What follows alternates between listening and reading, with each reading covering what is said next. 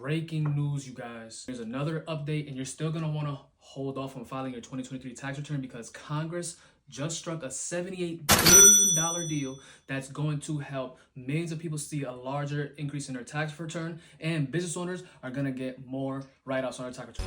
Yes! Yes! Yes! Yes! Yes! Yes! Yes! The name of this bill is the Tax Relief for American Families and Workers Act of 2024. And it's going to change the child tax credit in 4 different ways. The first way is it changes the calculation of how you get the refund for the child tax credit.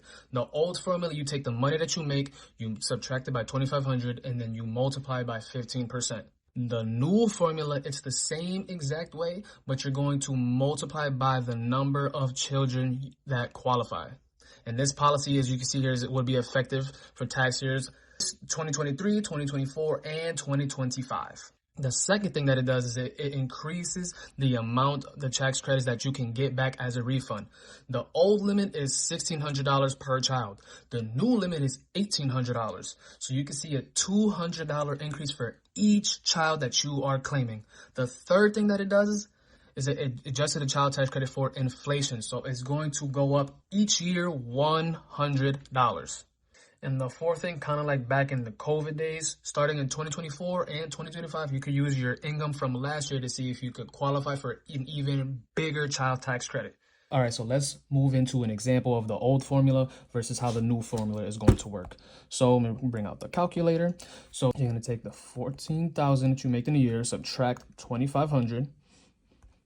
Then you multiply this by 15%, which is going to give you a $1,725 refund. Now with the new formula, same calculations. The only difference is you're going to multiply by the amount of dependents. So for this example, we're going to use 5. So we're going to take that, multiply by 5, which brings your tax refund up to $8,625. This new formula is really targeted to help low-income families. So you're making anything between $30,000 to $60,000. You're probably not going to see much of an increase. What? What? This means that business owners can write off assets with a useful life of 20 years or less up to 100%. This includes vehicles and equipment. But if you already filed your tax return, I'm pretty sure you're not going to have to file a amendment.